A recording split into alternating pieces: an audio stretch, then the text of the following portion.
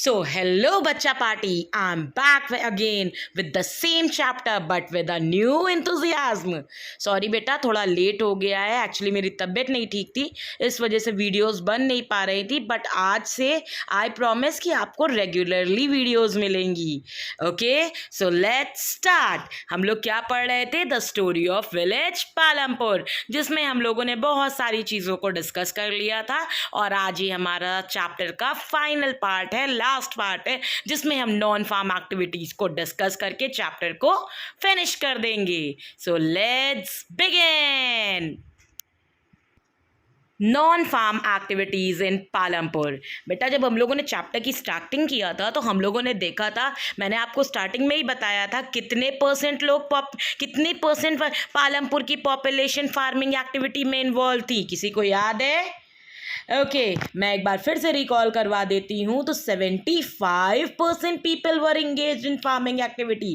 पालमपुर में 75% लोग फार्मिंग किया करते थे. यानी अगर पालमपुर में 100 लोगों की आबादी है तो 100 लोगों में से 75 लोग ऐसे थे जो कि टोटली फार्मिंग के ऊपर डिपेंडेंट थे. उन जैसे आपके पापा जॉब में जाते हैं, बिजनेस करते हैं, ऐसा कोई काम करते, तब उनके पैसे आते, तब वो मम्मा को पैसा देते, तब आपकी स्कूल की फीस पे होती है, ट्यूशन की फीस पे होती है, आपके दूध वाले को पैसे दिए जाते हैं. Different different types of work करके डिफरेंट डिफरेंट चीज़ों का आपके फुलफिल किया जाता है ना. वैसे ही पालमपुर में 75% लोग फार्मिंग के ऊपर डिपेंडेंट थे.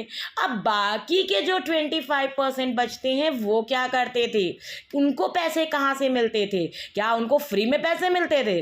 बताओ बेटा, कोई फ्री में पैसे देगा? आजकल के टाइम में कोई नहीं देता है. तो उनको ये पैसे कहाँ से मिलते थे? वो क्या काम किया करते थे? अगर फार्मिंग ही वहाँ पे हुआ करती थी तो उसके अलावा क्या? तो बेटा, वहाँ पे फार्मिंग के साथ साथ कुछ नॉन फार्म एक्टिविटीज भी थी, जिसमें 25% पीपल वर इंगेज. 25%, हम याद रखना बेटा, 25% people were engaged in non farm activities in Palampur. और ये कैसी नॉन फार्म एक्टिविटीज थी? क्या क्या नाम था इनका? बेटा, ये आपकी स्मॉल स्केल मैन्युफैक्चरिंग भी हो सकती है, ट्रांसपोर्टिंग भी हो सकती है, और उसके साथ साथ आपकी ये डेयरी फार्मिंग भी हो सकती है और शॉपकीपिंग भी हो सकती है. तो बेसिकली वहाँ पे 4 तरीके की नॉन फार्म एक्टिविटीज़ फेमस थी. कौन कौन सी थी वो? आपकी शॉपिंग, डेयरी फार्मिंग और small scale manufacturing and transporting. अब इसको डिटेल में हम थोड़ा सा डिस्कस कर लेते हैं, ज़्यादा नहीं, बहुत छोटी सी वीडियो आज की रहेगी और बहुत जल्दी ख़त्म हो जाएगी. और इन द मीनवाइल आप लोग जल्दी जल्दी जा करके चैनल को लाइक कर वीडियो को लाइक कर दीजिए, चैनल को सब्सक्राइब कर दीजिए अगर आपने सब्सक्राइब अभी तक नहीं किया है, और अपने दोस्तों को शेयर कर दीजिए जिससे आपको आने वाली वीडियोस की नोटिफिकेशन मिलती रहे. तो स्मॉल स्केल मैन्युफैक्चरिंग क्या होता है? स्मॉल स्केल मैन्युफैक्चरिंग बेटा, जब हम किसी सामान का मैन्युफैक्चरिंग करते हैं, बनाते हैं, तो उस बनाने को हम बोलते हैं मैन्युफैक्चरिंग. क्या बोलते हैं? मैन्युफैक्चरिंग. जब हम कोई सामान बनाते हैं तो उसको हम बोलते हैं मैन्युफैक्चरिंग. और जब हम छोटे छोटे सामानों को बनाते हैं तो उसको हम बोलते हैं स्मॉल स्केल मैन्युफैक्चरिंग. क्या बोलते हैं? स्मॉल स्केल मैन्युफैक्चरिंग बोलते हैं. तो पालमपुर में स्मॉल स्केल मैन्युफैक्चरिंग की जाती थी. बेसिकली ये वर्क कौन करता था? ये वर्क आपके घर में किए जाते थे. जो लोग फैमिली लेबर्स थे, मतलब जो लोग दूसरों के खेतों में जा कर के काम किया करते थे, और उसके बाद जो टाइम बचता था उसमें ये लोग स्मॉल स्केल मैन्युफैक्चरिंग किया करते थे. और इसके साथ साथ एक दूसरी एक्टिविटी थी. हमारा सामान बन गया, हमारे खेतों में हमने बीज लगाया, हमें अनाज मिल गया. व्हाट इफ, क्या खेतों में रखे रखे वो सड़ जाएगा? क्या उसको और कहीं हमें नहीं पहुंचाना है? तो बेसिकली बेटा, हमें पालमपुर से शाहपुर, आपको याद होगा शाहपुर क्या था? जल्दी जल्दी बताओ, शाहपुर क्या था और रायगंज क्या था? तो बेसिकली बेटा रायगंज एक बिग विलेज था और शाहपुर क्या था? टाउन था। तो पालमपुर से रायगंज और शाहपुर को सामान जब पहुंचाना होता था तो उसके लिए हम लोग ट्रांसपोर्टिंग की हेल्प लेते थे, ट्रांसपोर्टेशन की हेल्प लेते थे। और हमने ऑलरेडी डिस्कस कर चुके हैं कि पालमपुर का ट्रांसपोर्ट सिस्टम बहुत अच्छा था, वहाँ पे बहुत सारे व्हीकल्स देखने को मिलते थे हमें। तो people and goods are carried from, बेटा यहाँ पे फेरीड लिखा हुआ है बट ये फेरीड नहीं है, कैरीड है, carried from one place to another through transporting services. ट्रांसपोर्टिंग सर्विसेज के थ्रू हम एक जगह से दूसरी जगह को सामान हम इजीली पहुंचा दिया करते थे।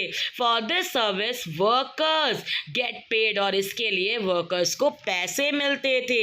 और ये पालमपुर के रोड नेटवर्किंग सिस्टम इतना अच्छा था, इस वजह से ये हमारा ट्रांसपोर्टिंग का नॉन फार्म एक्टिविटी पॉसिबल हो पा रही थी। अब आते हैं हम अपनी डेयरी पे। अब बेटा जिनके पास खेत भी नहीं थे, जिनके पास ट्रक भी नहीं थी, या जिनके अंदर कोई टैलेंट भी नहीं था कि वो स्मॉल स्केल मैन्युफैक्चरिंग कर ले, वो अब क्या करें? तो उनके पास दो ऑप्शन बचते थे, या तो वो डेयरी खोल ले या फिर वो शॉपकीपिंग करें।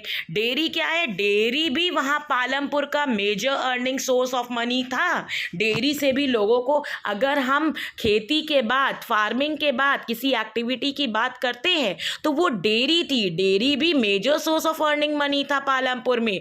डेयरी एक ऐसा बिजनेस होता है जिसमें हम लोग हार्वेस्टिंग और प्रोसेसिंग ऑफ एनिमल मिल्क करते हैं। क्या समझे आप लोग? एनिमल मिल्क को हार्वेस्ट करते हैं और फिर उसको प्रोसेस करते हैं और लोगों तक पहुंचाते हैं। और कौन से एनिमल मिल्क की बात हो रही है बेटा? यहाँ पे काउज और बेफलोज की एनिमल मिल्क की बात हो रही है। कौन से एनिमल मिल्क की बात हो रही है? काउज और बेफलोज के एनिमल मिल्क की बात हो रही है। क्लियर है इतना? अब last but not the least, इसके बाद हमारा chapter finish. Shopkeeping. Shopkeeping is also a source of earning in money in Palampur. Palampur में आफ्टर फार्मिंग और डेयरी फार्मिंग के बाद जो थर्ड सोर्स ऑफ मनी आता था वो था शॉपकीपिंग। लोग शॉपकीपिंग भी करते थे, शॉप्स खोल लेते थे। जिनके पास कोई भी भैंस भी नहीं है, गाय भी नहीं है, खेत भी नहीं है, ट्रक्स भी नहीं है और उनके अंदर कोई टैलेंट भी नहीं है, तो उनको लगता था भैया चलो कुछ ना से कुछ तो बेहतर है, चलो हमें एक छोटी सी, हमारे पास घर है, हम अपने घर के आगे वाले हिस्से में दुकान खोल ले रहे हैं और वहां से लोगों को सामान बेचेंगे। तो shopkeepers earn money by selling a wide range of items. Shopkeepers पैसे कैसे अर्न करते थे? जो उनके पास वाइड रेंजेस ऑफ आइटम्स थे, like wheat, rice, sugar, tea, oil, biscuit, soap, toothpaste, batteries, candles, notebooks, pen, pencil, even some cloth, ये सारी चीजों को बेच करके शॉपकीपर्स मनी अर्न किया करते थे। Here shopkeepers an individual who run the shop. एक चीज आपको यहाँ पे और याद रखनी है, यहाँ पे शॉपकीपर, बहुत सारे शॉपकीपर्स की बात नहीं हो रही है, यहाँ पे एक सिंगल शॉपकीपर की बात हो रही है। वो एक इंडिविजुअल है जो शॉप को रन करता है। होपफुली यहाँ तक के पॉइंट आपको क्लियर होंगे और ये चैप्टर हम लोगों का यहीं पे फिनिश होता है और हम लोगों ने आज इकोनॉमिक्स का फर्स्ट चैप्टर कंप्लीट कर लिया। होपफुली आपको अच्छा लगा होगा। वीडियो को शेयर करिए, लाइक करिए और अगर चैनल को सब्सक्राइब नहीं किया है तो जल्दी जल्दी से सब्सक्राइब कर दीजिए। Thank you.